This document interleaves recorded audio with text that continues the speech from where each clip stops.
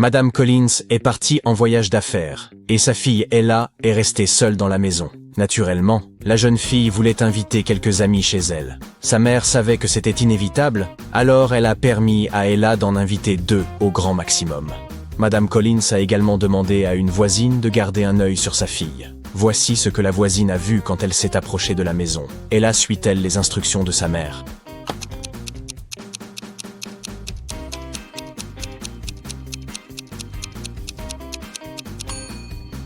Il y a 5 voitures garées près de la maison. En supposant que l'une d'elles appartienne à Ella, il y a au moins 4 autres filles dans la maison, mais peut-être même davantage.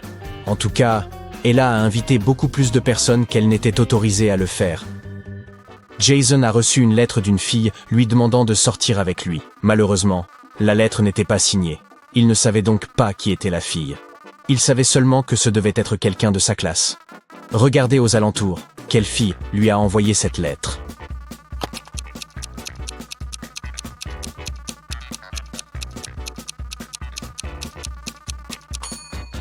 La lettre est écrite à l'encre violette.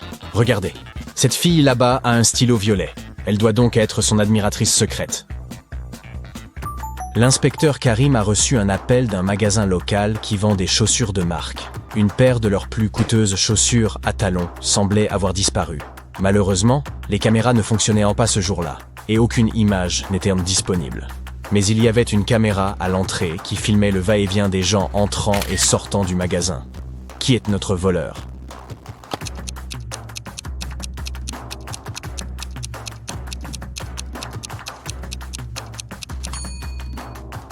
C'est cette femme. Regardez, elle semble avoir grandi en sortant. Probablement parce qu'elle porte des chaussures à talons.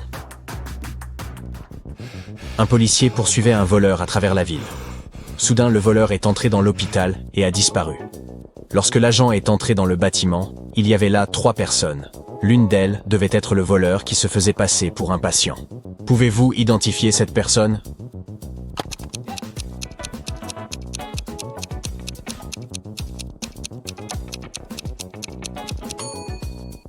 Ça ne peut certainement pas être cette femme enceinte, et je doute que ce soit ce vieil homme. Cet homme semble être aveugle. Mais où est donc sa canne? Je parie que c'est notre voleur qui porte des lunettes de soleil pour faire semblant d'être aveugle et détourner les soupçons de l'agent de police.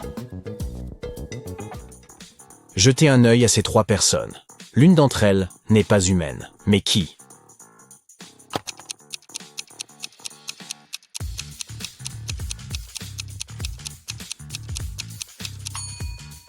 C'est cette femme. Regardez, la main derrière sa tête est verte.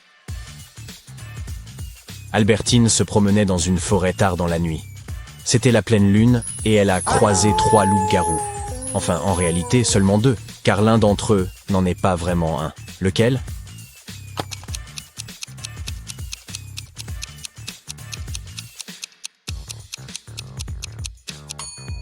C'est bien celui-ci. Regardez, il y a une fermeture éclair. Il est donc évident qu'il porte un costume. D'accord. Maintenant, regardez cette photo de personne dans un restaurant. L'une d'elles est un chasseur de vampires incognito. Si vous étiez un vampire, qui éviteriez-vous à tout prix?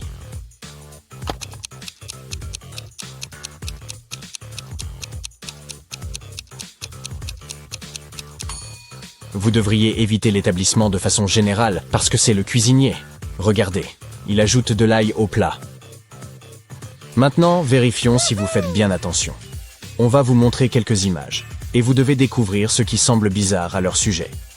Voici la première, qu'en dites-vous?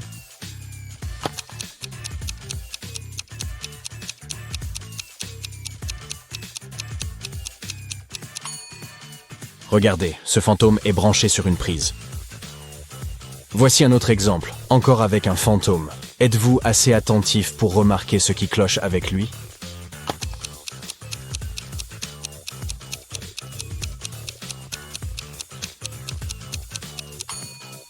Ce fantôme projette une ombre. Vous faites du bon boulot. Voici la suite. Gardez les yeux grands ouverts. Que voyez-vous?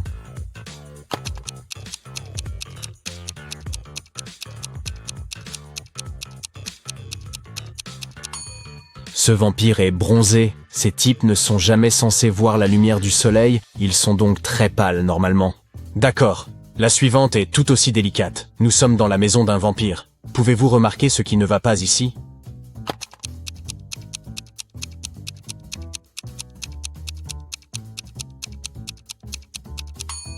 Regardez l'image en arrière-plan, le vampire s'y trouve. Mais les vampires ne peuvent pas être photographiés en principe. Pauline n'a pas eu de bons résultats à l'école. Elle a donc été punie pendant toutes les vacances d'hiver et forcée d'étudier. Son père travaillait de nuit, de sorte qu'il s'absentait fréquemment de la maison pendant longtemps. Pauline avait donc souvent l'occasion de sortir en douce. Elle était très prudente et cela passait inaperçu.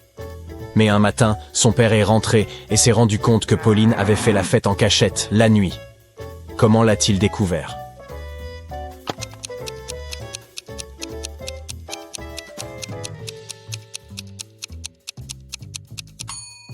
Regardez, la voiture de Pauline est la seule du quartier qui ne soit pas recouverte de neige. Cela signifie qu'elle l'a récemment utilisée. Madame Jones a puni ses ados pour avoir organisé une fête dans la maison le week-end précédent.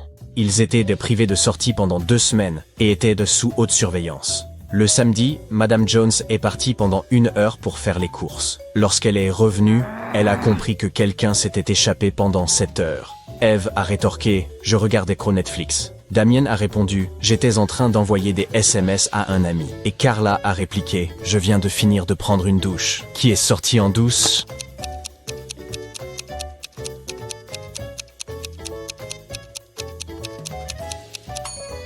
C'est Carla. Si elle venait vraiment de prendre une douche, le miroir de la salle de bain serait embué. Mais regardez, il est parfaitement net. Ainsi, elle a récolté 1 semaine de punition supplémentaire. Que dirais-tu d'une petite séance d'entraînement cérébral? Si tu es prêt, alors allons-y. Un homme entre dans une pièce et voit 3 portes. Sur la première, un panneau indique « Vers les marais ». Sur la deuxième porte, il y a une note « La tanière du lion ». La troisième porte n'a pas de panneau, mais l'homme sait exactement où elle mène. Comment le sait-il?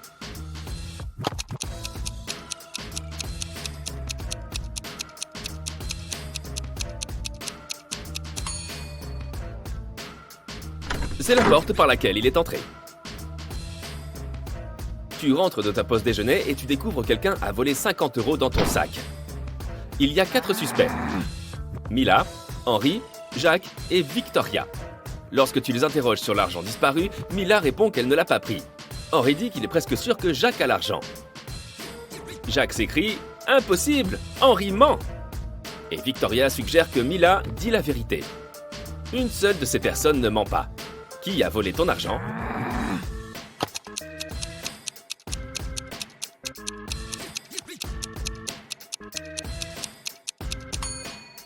C'est Mila. Elle, Henri et Victoria mentent, alors que Jacques dit la vérité. Si quelqu'un d'autre avait pris tes 50 €, il y aurait plus d'une personne qui dit la vérité. Plusieurs moineaux sont posés sur des arbres. Un oiseau pour un arbre. Mais dans ce cas, l'un d'entre eux n'a pas d'arbre à lui. Ils se regroupent alors et les moineaux se posent sur les arbres 2 par 2. Après cela, il ne reste plus qu'un arbre sans oiseau. Combien y a-t-il d'oiseaux et d'arbres?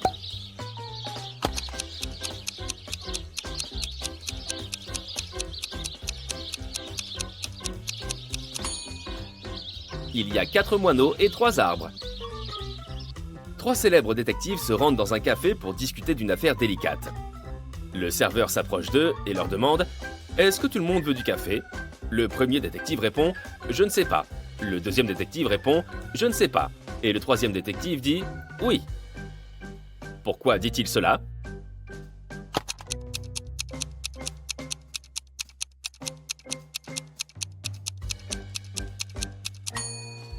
Tous les détectives voulaient prendre un café. Mais les 2 premiers ne pouvaient pas savoir si ce serait le choix de tous.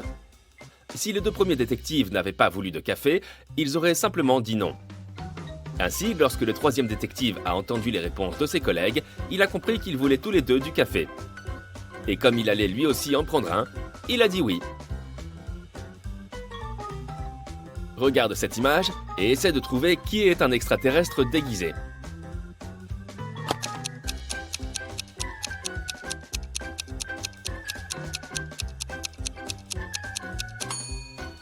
C'est le type à la chemise jaune. Il mange une banane, mais il ne l'a pas épluchée avant de la mordre. Il voit probablement ce fruit pour la première fois de sa vie. Tu as une équation faite d'allumettes. 6 plus 4 égale 4. Tu ne dois déplacer qu'une seule allumette pour que l'équation se réalise.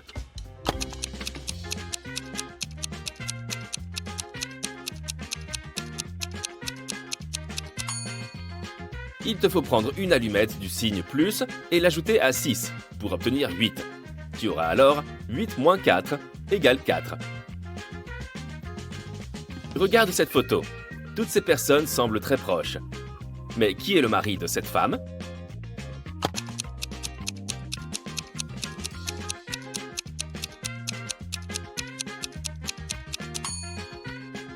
C'est le type à droite. Il est le seul à porter une alliance. L'énigme suivante permet de vérifier ton degré d'attention. Qui est son mari?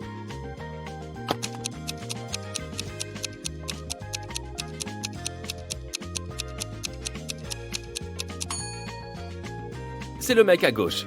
Regarde, il y a sa photo dans la voiture. C'est en fait lui le propriétaire du véhicule. Peux-tu trouver ce qui cloche ici?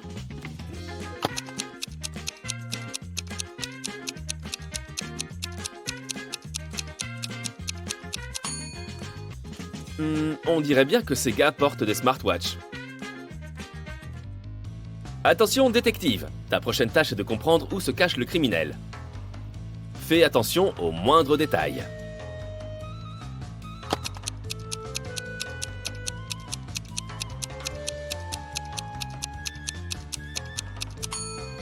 Le criminel se trouve dans la maison A.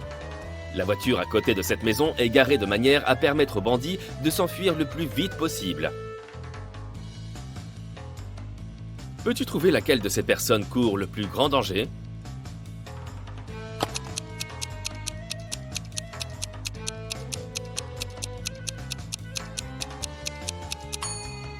C'est lui. Cette grosse stalactite est sur le point de lui tomber sur la tête. La personne dans la voiture jaune conduit-elle bien ou mal?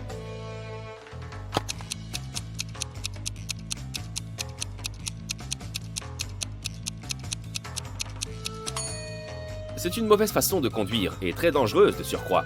La voiture roule très lentement et pour la dépasser, le conducteur suivant devra passer de la voie de gauche à la voie de droite, ce qui peut facilement provoquer un accident. Comment peut-on passer de 98 à 720 en utilisant une seule lettre?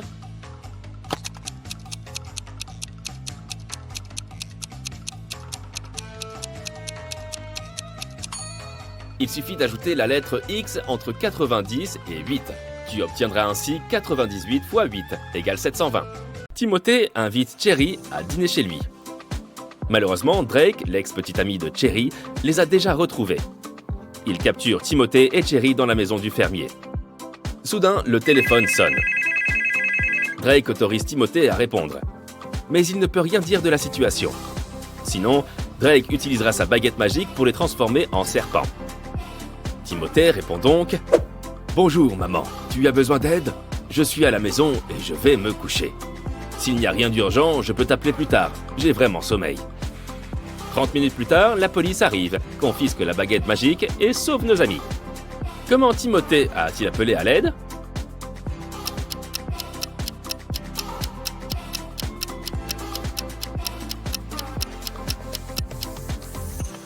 Il a bloqué le son du téléphone lorsqu'il parlait, sauf pour les mots « aide »,« maison »,« urgent » et « appeler ». L'inspecteur offre à Drake une chance de s'enfuir. Il peut passer par l'une de ces 3 portes. Une jungle pleine d'animaux dangereux se cache derrière la première porte. Derrière la deuxième porte, il y a un réservoir d'eau glacée où il est impossible de demeurer ne serait-ce qu'une minute. Et derrière la troisième porte, il y a un dinosaure géant cracheur de feu. Quelle porte est la moins dangereuse?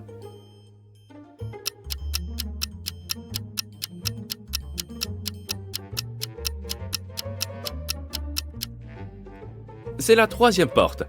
Les animaux cracheurs de feu n'ont jamais existé. Et les dinosaures sont éteints depuis des millions d'années.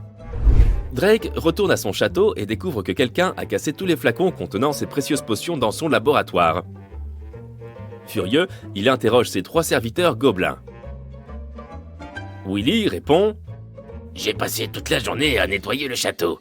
Je ne suis même pas entré dans votre laboratoire. » Tilly dit « Ce matin, j'ai cueilli des roses dans le jardin. Puis je suis entré dans votre laboratoire pour apporter des pétales pour vos potions. Tout était en ordre. » Et Billy dit Je préparais le dîner dans la cuisine, puis je suis allé dans la salle de bain pour prendre une douche. qui ment.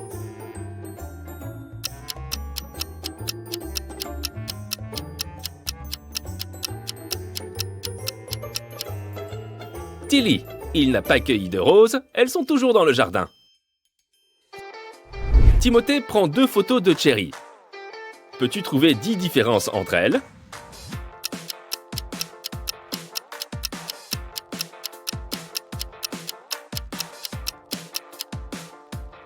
Les voici.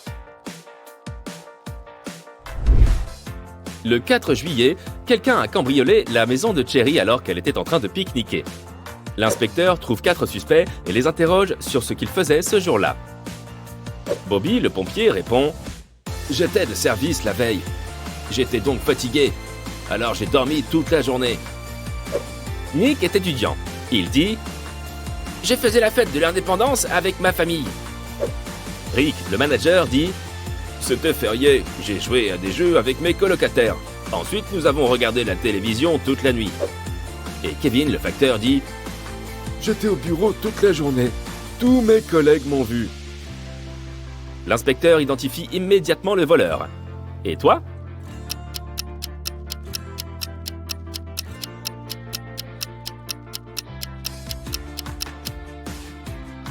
C'est Kevin. La fête de l'indépendance est un jour férié. Les facteurs ne travaillent donc pas. Cherry reçoit son premier salaire et cache ses sous dans son placard. Ses 3 colocataires ne sont pas à la maison. Elle décide ensuite de se rendre à la salle de sport. Après son entraînement, Cherry rentre chez elle et découvre que son argent a disparu du placard. Elle fouille dans toute la pièce, mais ne trouve aucun indice. Soudain, ses 3 colocataires arrivent. Cherry demande à chacune d'elles « Est-ce que quelqu'un a volé mes sous ?» Bella répond « J'étais à l'université toute la journée. Je viens de rentrer pour mon petit déjeuner et je ne suis pas entrée dans cette pièce. » Anna dit « Je suis aussi venue déjeuner, mais après Bella. J'ai ouvert la porte du placard pour y chercher des documents, mais il n'y avait pas d'argent dedans. » Et Megan dit « Je ne savais même pas que tu cachais de l'argent dans le placard. Je viens de rentrer du travail. Tu devrais en parler à l'agent de sécurité. » Qui est la voleuse?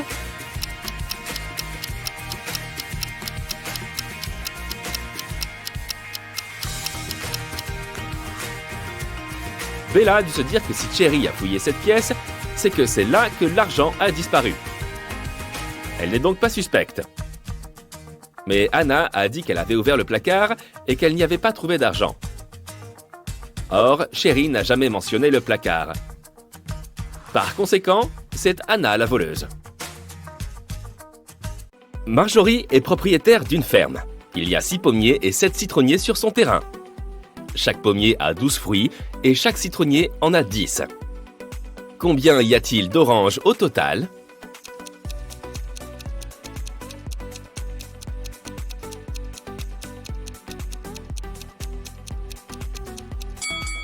Aucune. Personne n'a dit que Marjorie avait des orangers. Marjorie insère sa bague en diamant dans une bouteille en verre et la ferme à l'aide d'un bouchon. Elle retire ensuite la bague de la bouteille sans enlever le bouchon et sans casser la bouteille. Peux-tu deviner comment elle a fait?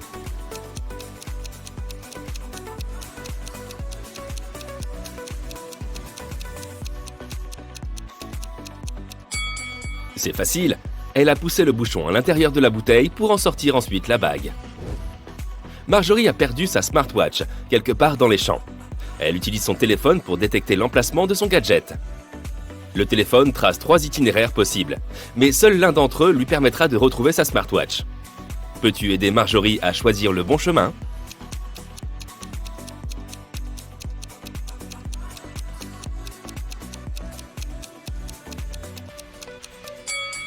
C'est l'itinéraire A qui est le bon. Tôt le matin, Marjorie entre dans l'une des granges de la ferme. Oh non! Quelqu'un a cassé toutes les bouteilles de jus de cerise. Elle demande à ses 3 employés de nettoyer ce désordre. Pendant ce temps, elle les interroge. « Qui a fait ça ?» demande Marjorie. Frank répond Hier après-midi, j'ai mis toutes les bouteilles de jus de cerise sur les étagères et je suis parti. Je ne sais pas ce qui s'est passé ensuite. Phil dit « Je ne me sentais pas bien hier soir, alors je n'ai pas touché au jus de fruits et je me suis couché tôt. » Et Anna dit « Hier, j'ai peint la clôture toute la journée. Je ne suis même pas entré dans la grange. » Qui ment?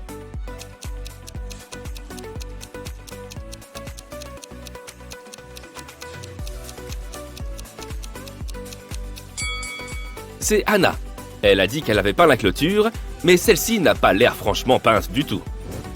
Après une longue journée de travail, Marjorie veut se détendre et se rend à la piscine municipale. Elle aperçoit quelque chose de vraiment bizarre dans les douches. L'une de ces femmes n'est pas de notre planète. Peux-tu deviner qui c'est?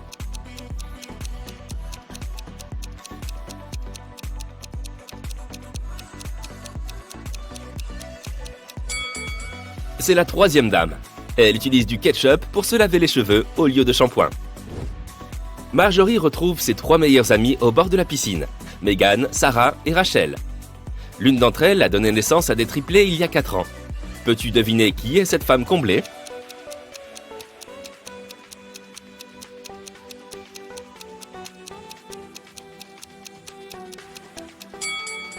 C'est Rachel. Regarde ses mains. Elle porte 3 bracelets bricolés avec le mot maman. Les triplés ont maintenant 4 ans. Et ces bijoux ressemblent fort à ceux qu'ils auraient pu fabriquer. Marjorie et ses copines se rendent à un concert. Mais seule une de ces personnes est un vrai musicien. Peux-tu deviner qui?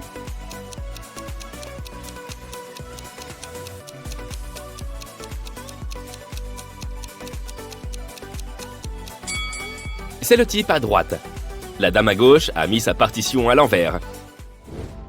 Après le concert, Marjorie se promène dans une rue du quartier. Il y a 100 maisons numérotées de 1 à 100 dans cette rue. Peux-tu compter combien de fois on a utilisé le chiffre 9 pour numéroter toutes les maisons?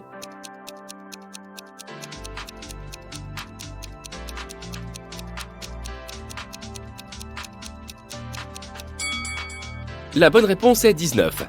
Ce mystère peut être résolu à l'aide de simples mathématiques. Le chiffre 9 doit apparaître dans les nombres suivants. Il suffit de compter le nombre de 9 dans cette séquence. Marjorie rentre tard le soir et voit quelque chose d'effrayant dans son salon. Peux-tu le voir aussi?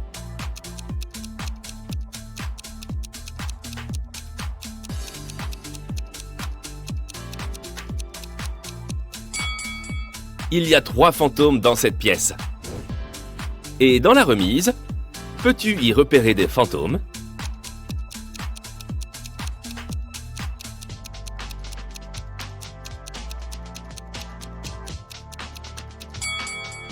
Juste ici. Jetons un coup d'œil à la chambre à coucher.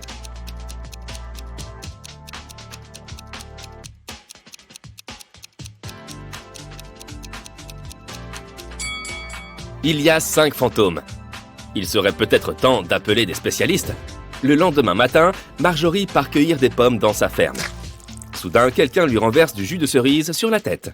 Elle s'aperçoit que quelqu'un est monté sur un arbre pour lui faire cette farce. Mais elle n'a pas vu le visage de cette personne.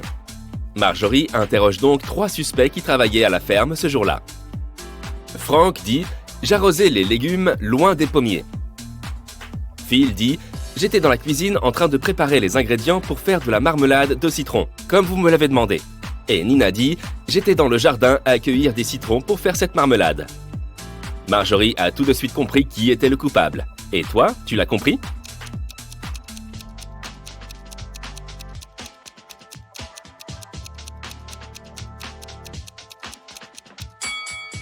C'est Phil. Il a déchiré sa chemise et un morceau de tissu est resté accroché à une branche du pommier. Un groupe de touristes arrive à la ferme et Marjorie leur fait faire le tour du propriétaire. Malheureusement, l'un de ses invités est un voleur. Peux-tu deviner qui?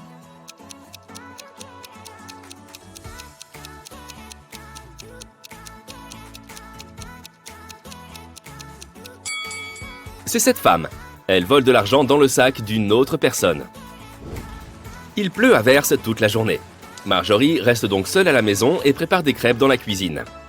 Soudain, elle se rend compte qu'elle a oublié d'éteindre la télévision dans le salon et s'y rend. Au bout d'1 minute, Marjorie revient à la cuisine et reste sans voix. Pourquoi? Peux-tu deviner?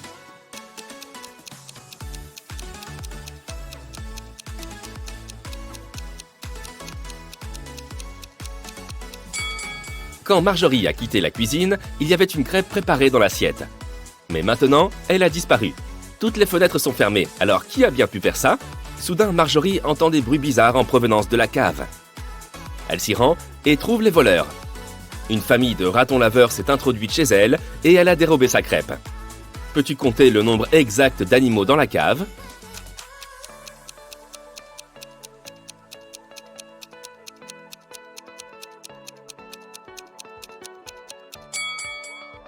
La tâche consistait à compter le nombre de tous les animaux. La bonne réponse est donc 7. Il y a 4 ratons laveurs, un chat et 2 rats. Faisons une petite pause. Tu t'y connais en film romantique? J'espère que oui, car on va te montrer quelques émojis.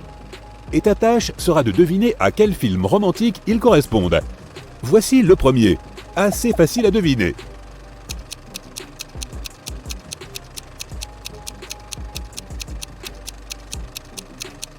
C'est Titanic, bien entendu. Voici le suivant. Pas beaucoup d'indices, mais ça devrait être clair. Connais-tu ce film?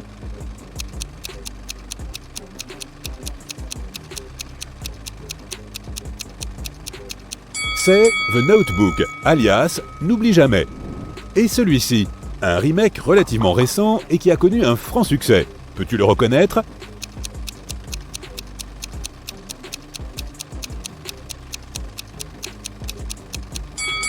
C'est A Star is Born. Voici le suivant. Penses-tu pouvoir deviner?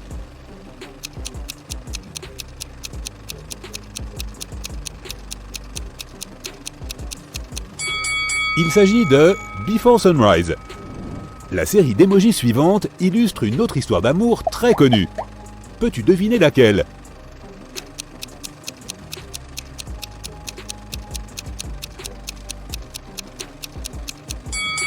C'est La La Land, bien entendu. Voici le dernier. Le film n'est pas si récent, mais n'en est pas moins bon. Qu'en penses-tu?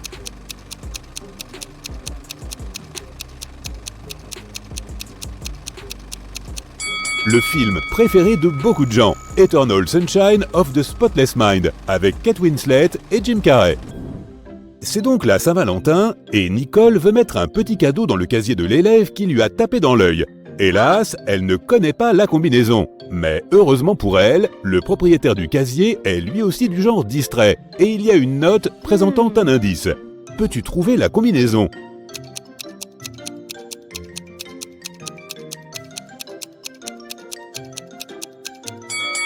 Chaque chiffre correspond au nombre de lignes dans la lettre correspondante. Il n'y a qu'une ligne dans I, 4 lignes dans M, 3 dans H et 2 dans T.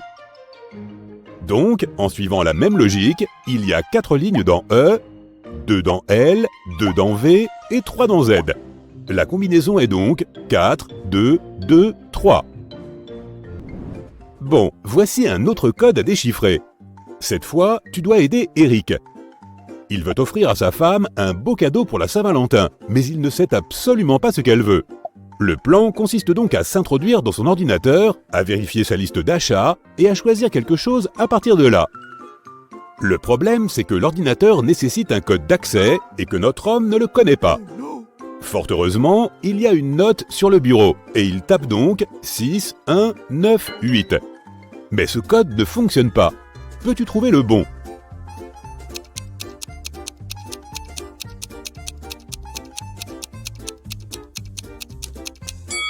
La note est juste à l'envers. Eric devrait essayer de taper 8, 6, 1, 9 à la place.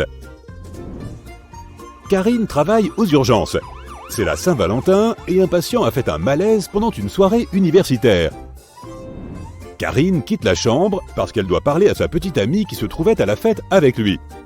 Quelle jeune femme doit-elle aborder qui était la cavalière de son patient ?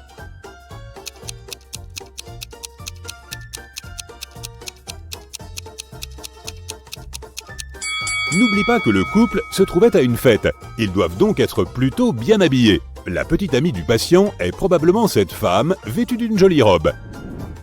Faisons maintenant quelques exercices pour entraîner tes yeux. Voici un tas de cœurs.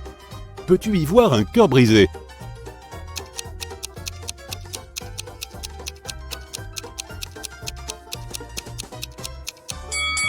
Oui, le voilà. Bien joué. Voici une tâche similaire, mais pas tout à fait la même. Il y a beaucoup de cœurs et quelques cœurs brisés. Combien y a-t-il de cœurs brisés?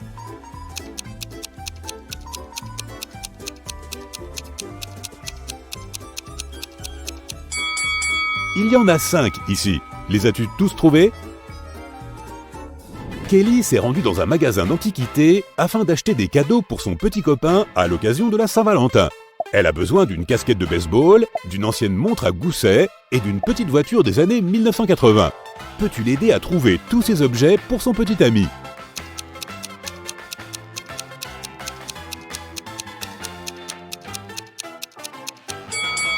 Voici la casquette, voici la montre et voilà la voiture. Les avais-tu tous repérés? Marc, le petit ami en question, va chercher des cadeaux pour Kelly dans le même magasin d'antiquités. Il doit trouver une jolie tasse, un miroir ancien et un bel album photo. Il a aussi besoin d'aide, alors ouvre grand les yeux. Vois-tu tous ces objets?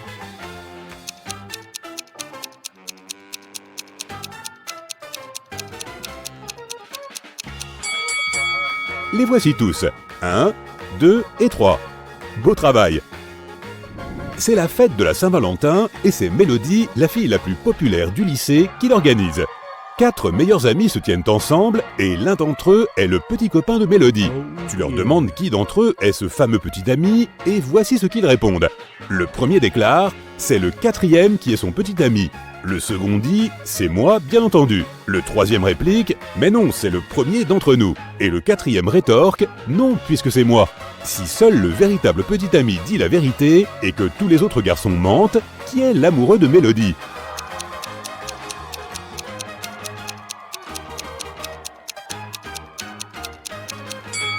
Seul le vrai petit ami dit la vérité. Il dira donc que c'est lui. C'est donc forcément soit le 2e, soit le 4e. Mais si c'est le 4e, alors le premier dit aussi la vérité. Par conséquent, le petit ami de Mélodie est bien le second. Dans le musée d'une ville, un œuf en or orné de diamants a disparu. Les employés du musée s'en sont aperçus le matin et ont bien sûr immédiatement signalé le vol à la police. Le meilleur inspecteur de la ville a commencé à enquêter sur l'affaire. Il a examiné attentivement les images et a identifié 3 suspects. Ensuite, il a vu une empreinte de main sur la vitre derrière laquelle se trouvait l'œuf. Regarde ces empreintes et les mains des suspects. Qui est le coupable?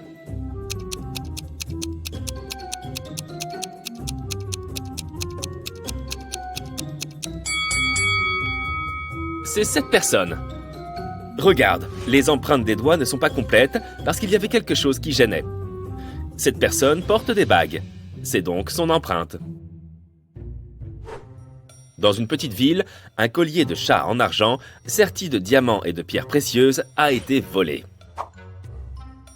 Le propriétaire du magasin a appelé la police et l'enquête a commencé. Il y avait 3 suspects. Monsieur Johnson a déclaré « Je suis venu chercher des boucles d'oreilles pour l'anniversaire de ma fille. Nous n'avons pas d'animaux domestiques. » Madame Martin a déclaré « Je me suis acheté un bracelet. Je n'ai rien volé. » Madame Tanner a dit « Je n'ai aucune idée de ce dont vous parlez. »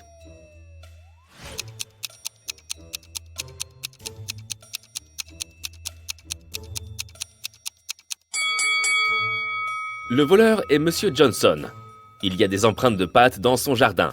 Sa famille a donc un animal de compagnie. Il y avait un voleur dans la ville et personne n'avait encore pu l'attraper. Après un nouvel incident, la police a vu le voleur pénétrer dans un hôpital. Ils sont entrés et sont tombés sur 2 médecins.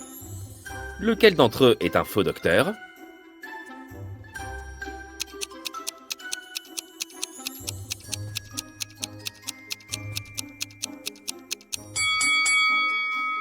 C'est ce type. Il porte des écouteurs au lieu d'un stéthoscope. Madame Stevens était partie en vacances pendant 3 mois, mais ses employés venaient régulièrement s'occuper de sa maison. À son retour, elle s'est aperçue que l'un d'eux manquait souvent à son travail et prenait lui-même des vacances. De qui s'agissait-il? Du jardinier qui prenait soin des espaces extérieurs? De la femme de ménage qui s'occupait de tout à l'intérieur? Ou du peintre qui venait de repeindre la maison?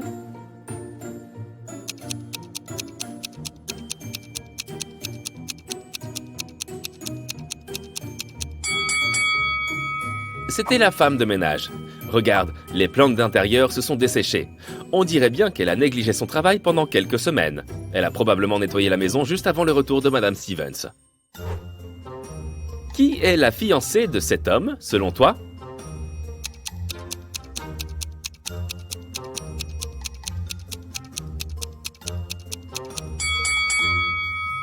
C'est cette femme juste là. Regarde, elle porte le même tatouage que lui.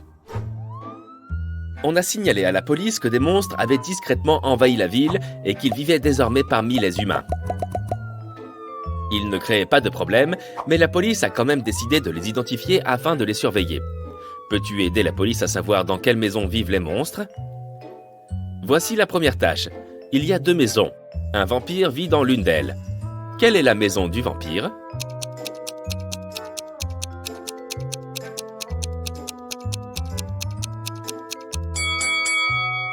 Ce doit être cette maison. Elle est sombre et tous les volets sont fermés. Les vampires n'aiment pas la lumière du soleil. Bien, la tâche suivante consiste à trouver la maison d'une momie. Voici 2 options possibles. Dans quelle maison vit la momie?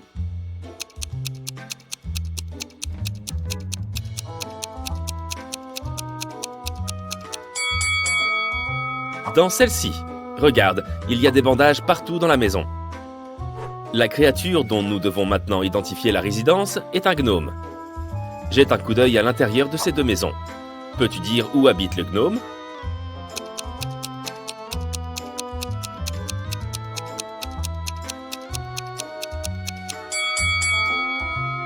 Probablement dans cette maison. Tous les meubles sont plus petits que dans l'autre maison. Il doit donc s'agir de la demeure de quelqu'un de petit. D'un gnome, par exemple. Maintenant, nous devons trouver la maison d'un centaure. Observe attentivement ces 2 maisons. Dans laquelle vit le monstre, selon toi?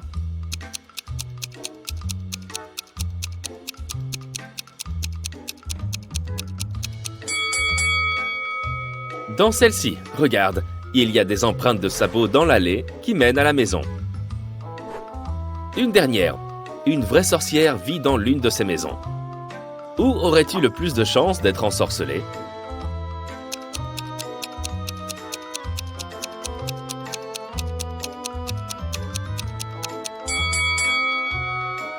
As-tu remarqué cet adorable chat noir? Les sorcières sont folles de ces animaux. Je parie que cette maison est la bonne. Par une nuit froide de janvier, Delphine a été retrouvée inconsciente dans les vestiaires par sa meilleure amie, Jeanne. Elle se trouvait à une fête organisée par un groupe d'étudiants. La police a interrogé plusieurs d'entre eux, leur demandant où ils se trouvaient au moment de l'incident. Allison a déclaré « Je ne suis pas descendu ce soir, je dansais avec mes amis. » Will a dit « Je suis allé acheter des bonbons dans un kiosque pour ma copine. Il n'y avait ici que des boissons et des chips. » Olivier a déclaré « Je parlais à une fille. Elle avait l'air de bien m'aimer. » Quelle est la personne la plus suspecte?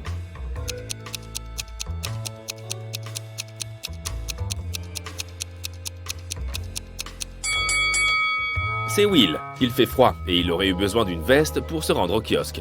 Et pour cela, il lui aurait fallu passer par les vestiaires, où il aurait trouvé Delphine. Donc, soit il a menti, soit il est passé devant elle, sans la voir. Divise 30 par 1/2 et ajoute 10. Quel est le résultat?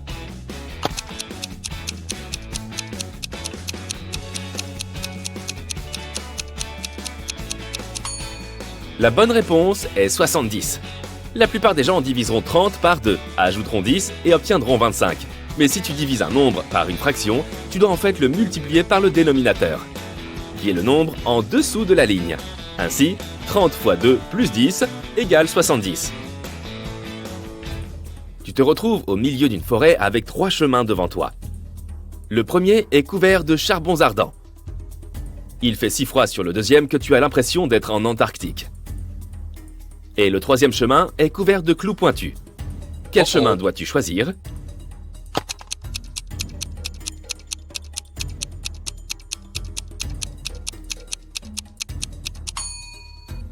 Le deuxième chemin. Toute cette glace disparaîtra bientôt. Elle est trop proche des charbons ardents.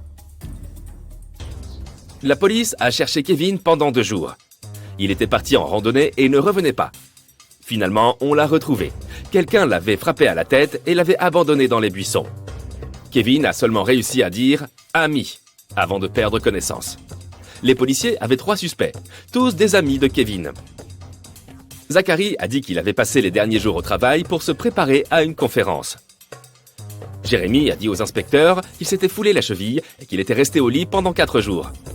Et Billy a expliqué qu'il était allé à New York pour du travail. Il a même montré aux policiers sa carte d'embarquement. Qui est le coupable selon toi?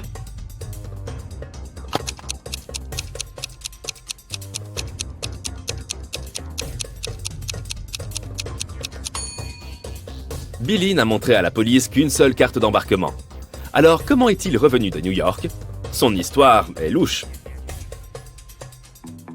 Jordan était très en retard pour un entretien d'embauche. En arrivant au bureau, il s'est rendu compte qu'il n'y avait pas de place pour se garer. Il a donc décidé de laisser sa voiture un peu plus loin. Il y avait bien d'autres véhicules garés là, mais le stationnement était strictement interdit.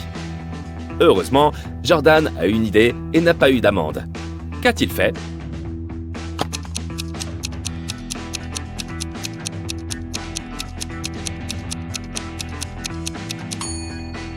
Il a pris l'amende d'une autre voiture et l'a posée sur son pare-brise, comme s'il avait déjà été verbalisé. Eh, je n'ai pas dit que c'était une solution honnête. Ce jour-là, Louis, un célèbre cuisinier, devait recevoir des gens très importants dans son restaurant. Il était nerveux car son avenir dépendait de ce repas. Tout devait être parfait. Il ne restait plus qu'1 heure avant l'arrivée des invités. C'est alors que Louis découvrit qu'il y avait des traces de mains rouges sur sa belle veste blanche. Il examina les taches. C'était du ketchup. Louis savait que certains cuisiniers ne l'aimaient pas beaucoup. Examine-les et essaye d'aider Louis à trouver le coupable.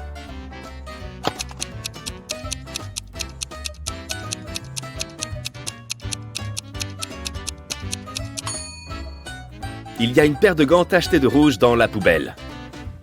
La seule personne qui ne porte pas de gants est le cuisinier de gauche. C'est donc lui qui a fait le coup. Linda était dans un café avec son petit ami, mais leur rendez-vous ne se passait pas très bien. À un moment, ils se sont mis en colère et ont commencé à se disputer.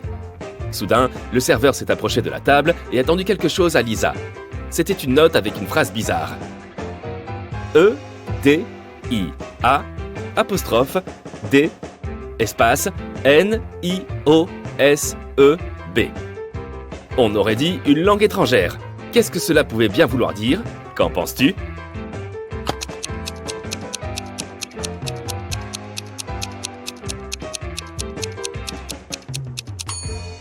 La phrase était écrite à l'envers. Le serveur, inquiet, demandait à Linda « Besoin d'aide ?»